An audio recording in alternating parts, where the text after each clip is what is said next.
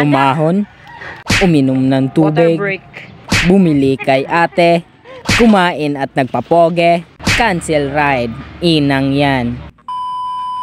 Samahan nyo nga pala kami ngayon mga kabos sa tuburan ride namin. Let's go! Pasado launa nga pala to mga kabos, inaya kasi tayo ni tropa mag-ride papuntang tuburan daw. Ride muna. Dalawa lang pala kami nagbabike ngayon kasi yung ibang tropa namin may klase pa. Kaya kung anong mangyari, walang iwanan kahit masiraan pa sa daan. Hindi rin nagtagal, nandito na nga pala kami sa Toledo City, Arco. Pinag-iisipan nga namin kung saan kami ngayon pupunta, sa Logo ba o sa Tuburan 360. At ayun, sabi ni tropa, sa Tuburan 360 na lang daw kami. Sa susunod na yung Logo, pagbuo na kaming 5. Tamang tutok nga pala ako sa tricycle ngayon para hindi rin malaspag sa biyahe natin. Medyo mataas-taas na patag din to. Ang hina ko pa naman dun. Siyempre, pagkatapos ng tricycle, si tropa na naman yung trumangko sa akin. Tamang sunod lang ako dito kahit nahirap kasi sobrang lakas ng hangin. Pero kaya din naman. Dahil sa lakas ng sipa na tropa ko, nandito na nga pala kami sa Gaisano Grand Mall. Papunta sa Tulay, papuntang Balamban. Water break.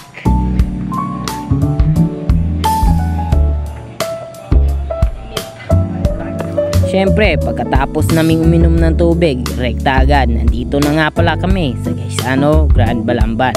Nandun si tropa sa unahan at ako dito init na init dahil sobrang tirik ng araw, pero stay chill pa rin, di ba ka boss?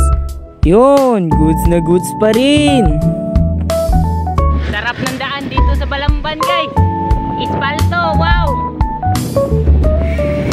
Yun lang, tapos na. Lubak-lubak din ulit.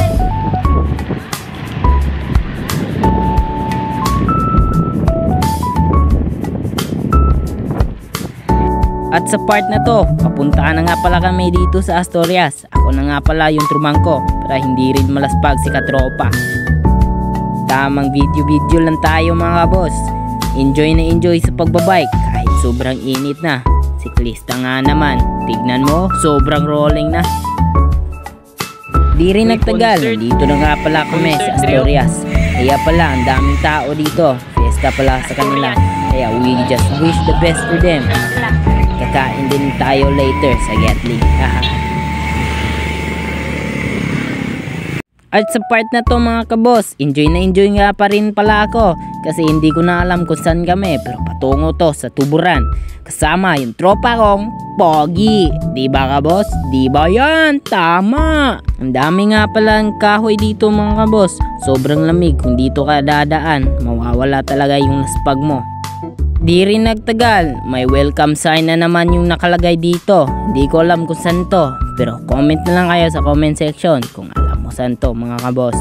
Para may kunting kaalaman rin ako sa lugar na to. Di kay puro bike lang, hindi alam yung lugar.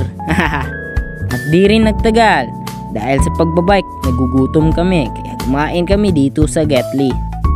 Namumi ini yung tinda.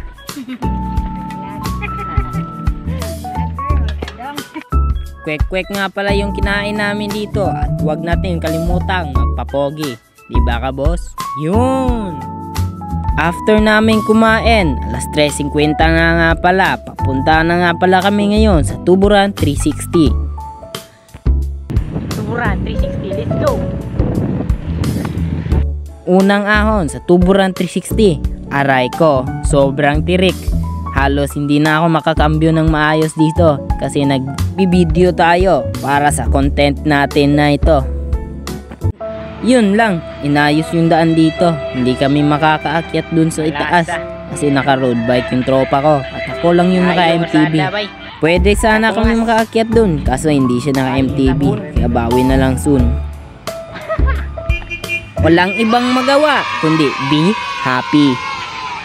Kaya salamat sa panonood mga kabosing. Babawi na lang kami sa susunod. RS palagi.